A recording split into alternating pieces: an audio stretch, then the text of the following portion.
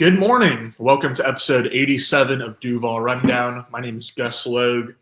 Today, I am going to do another mock draft because it's draft season and we've got a favorite in the clubhouse now. I'm not talking about Rory McIlroy or JJ. I forget his last name. The Players' Championship is going on right now, the playoff round. So appreciate everyone who's tuning in live.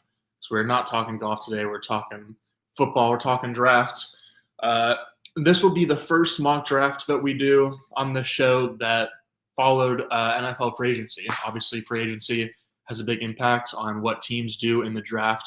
There's the old saying, you fill needs in free agency, so you can kind of draft for wants, or at least not pigeonhole yourself needing to draft needs in April. So last week was pretty revealing for the Jaguars specifically, in that they signed 9 new free agents and all on the first day of the negotiation window. But the thing that stands out about the position groups is that none of them were defensive linemen. No pass rushers were added in free agency for the Jaguars. And so before last week, I think the common assumption, and rightfully so, is that the Jaguars would take a trench player with their first overall pick, whether that's defensive tackle Mason Graham from Michigan, or offensive lineman Will Campbell from LSU, or offensive lineman Armand Membu, maybe even from Missouri, someone on the trenches. But now that the Jaguars signed 2 probable starters last week on the offensive line in Patrick McCarry and Robert Hainsey, and again, they did not sign anyone on the defensive line. It seems that the Jaguars' biggest roster need, or however you want to put it, is on the defensive line. James Gladstone spoke to media last week, and the last thing he said was about the lack of adding any defensive linemen so far in free agency, which, of course, I will add the caveat that usually defensive linemen kind of like typically wait around for the second and third waves of free agency, especially if there's like guys that want to be paid starting type money and want starting type snaps, but there's not necessarily unlimited jobs like that are available around the league. And so guys will kind of like wait around to see what the best opportunity will be. But then also a lot of guys will wait around, like a Jadeveon Clowney will wait around until training camp because he's not going to want to join a team and start training earlier than he has to. And so certainly the Jaguars could and maybe even likely will sign a defensive lineman still. It's not like free agency is over. But so Gladstone's comment last week was, if you add a veteran at this point, could just be standing in the way. We're going to allow these rookies to get a chance to get out on the field and help us this coming fall. And so now the common assumption is that Mason Graham, the defensive tackle from Michigan, is essentially a lock to be the 5th overall pick for the Jaguars, assuming he makes it to the 5th pick. But kind of he and Abdul Carter seem to be in a class of their own as defensive line prospects. Abdul Carter's arguably the best prospect in the class, but I think there's both some injury concerns and potentially some off-the-field concerns with Carter. So he could end up slipping, and I wouldn't be surprised if he ended up slipping even past the Jaguars, because obviously Gladstone has been preaching intangibly rich, and they want to bring people into the building that'll just elevate the ecosystem by them being nothing but their authentic selves, as, again, Gladstone says. And so Carter, I don't know if he's really a Jaguar, even if he does end up slipping to 5. But Mason Graham seems to have all the intangibles, all the on the field and off the field things that the Jaguars are looking for. I know that I'm not alone in thinking that like he might just be kind of like a sub package rush player at the next level, and it's actually a relatively deep class for that for defensive tackles compared to most years. And so I feel like you can find players like him later in the draft, which is typically a rare thing. But I don't know. Mason Graham seems like a very safe pick. So let's get this mock draft underway, because that was just basically a preamble to me taking Mason Graham with the 5th pick. But let me share my screen and we'll do a live mock. Let's see. All right. Let's do 5 rounds. I'll get up to 7 rounds like in April maybe, but for now, we're just going to stick with a 5-round mock. Let's see if PFF messes up for me. Nope, they got it right. Mason Graham, welcome to Jacksonville. That one was easy. Whoa, slow down, PFF. Whoa, whoa. What if I want to trade up or something? I don't know who's still on the board. Before I do this next pick, I'll answer this question real quick. Social Alki on YouTube said, "Why has Will Johnson appeared to have lower stock earlier? He was the other Michigan player most mocked to the Jaguars." Yeah, I would say during like the football season, Will Johnson and Mason Graham were like pretty much neck and neck as not even necessarily the top two, but like somewhere in the top five of consensus like mock drafted players to the Jaguars.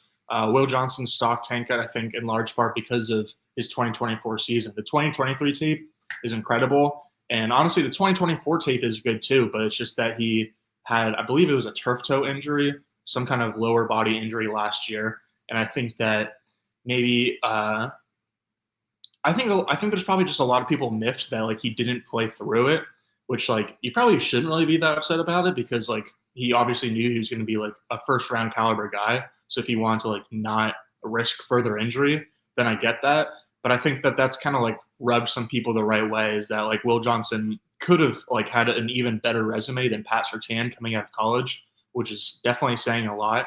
But if, like he just lost a lot of gas. And then there was also some question marks about his long speed, like whether he can actually play on, not necessarily actually play on the perimeter, but be able to hold up on the perimeter against like true speedsters. If he could really match one on one against NFL type guys like a Brian Thomas Jr., for example. And so the fact that he didn't run the 40-yard dash at the combine, I don't think he participated in any drills at the combine, didn't exactly help his stock. So good question. Hopefully I answered it there. But yeah, Mason Graham is our first round pick at 5th overall. At 36 overall, for audio listeners, I guess some of the top names are Nick Scourton, Texas A&M edge, Demetrius Knight, South Carolina linebacker. Demetrius Knight, but that seems kind of high for him.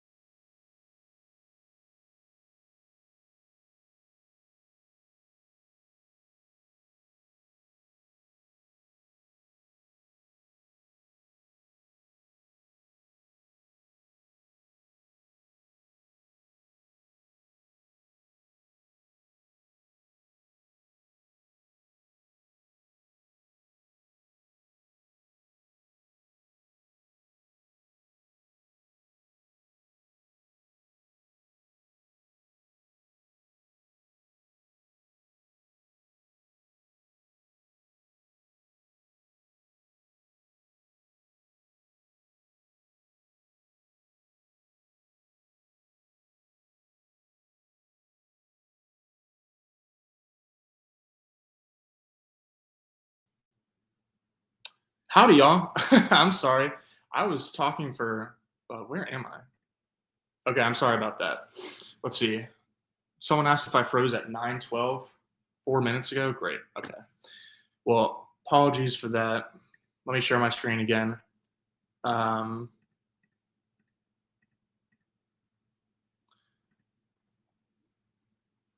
that's a shame. But long story short, I was trying to say that I'm replicating the Rams' strategy. Man, this is gross.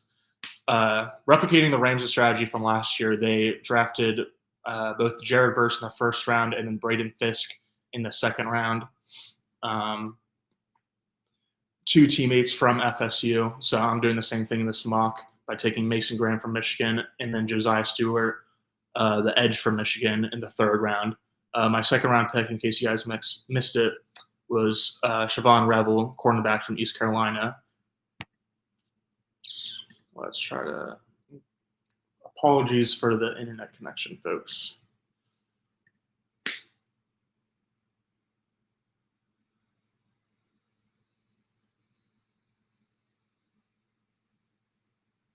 Okay, pick 88. Here we go. Third rounder. I haven't made any trades in this mock. Mason Taylor's still available.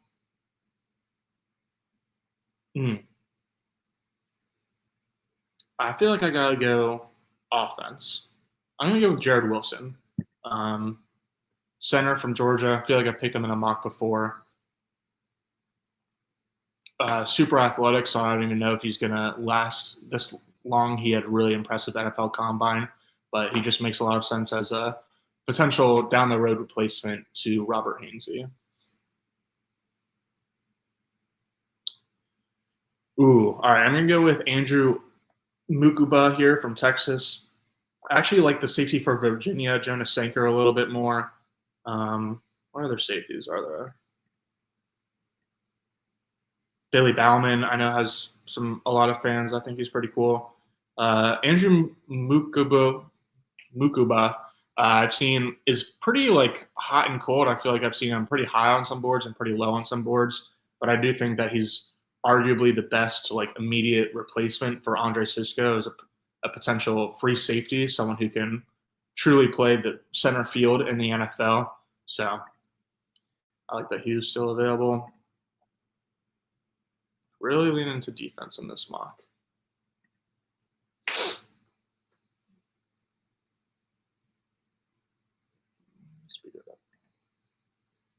All right, pick 126. Not loving my options. Let's see what kind of interior offensive line. Seth McLaughlin. This is my guy.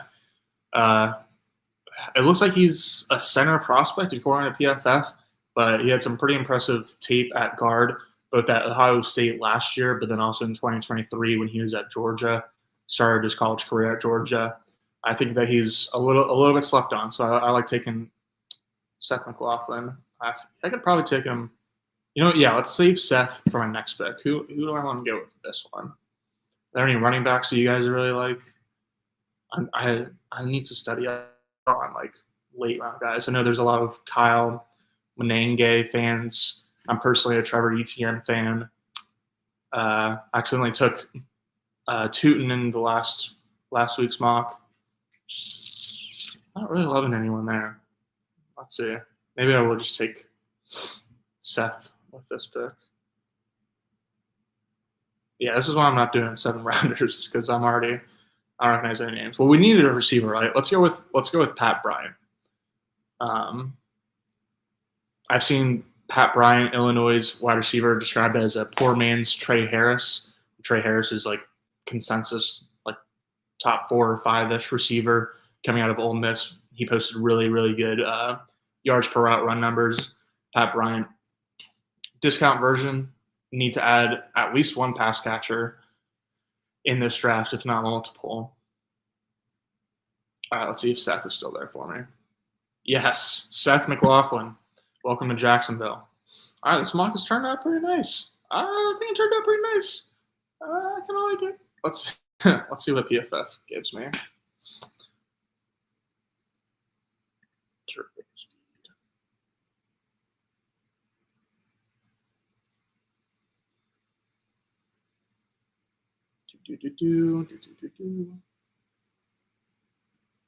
All right, so to recap, let's make sure I'm still live. Okay. To recap, Mason Graham, 5th overall pick. Cornerback Shavin, I should have looked up that pronunciation. Revel from East Carolina, pick 36. Went with Graham's college teammate, Michigan edge Josiah Stewart in round 3. It's the third rounder pick, 88th overall. Went with Georgia center Jared Wilson. 4th round went with Texas safety Andrew Mukaba.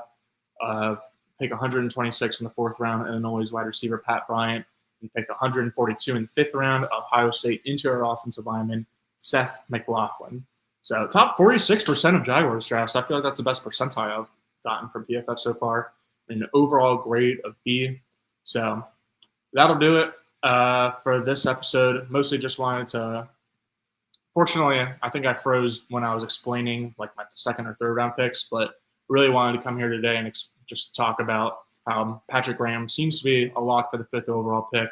I do expect him to be the pick if, assuming he does make it to the 5th pick. And like it's hard to imagine that he won't, because really I think the Patriots are the only team that would be like a potential threat to taking Mason Graham, but they do already have Christian Barmore. I think they actually recently extended him, and they obviously made a really, really big splash signing in free agency by bringing in Milton Williams from Philadelphia, paying him way above market. Like I thought he was going to get like $20 million or something. He got $26 million a year from the Patriots. So the Pats kind of seem like they filled their hole at defensive tackle so that they don't feel like they need to take Mason Graham. They'll likely go with an offensive line prospect since they do have Drake May. And so Mason Graham, welcome to Jacksonville. I appreciate everyone for sticking with me. Sorry again about that freeze earlier.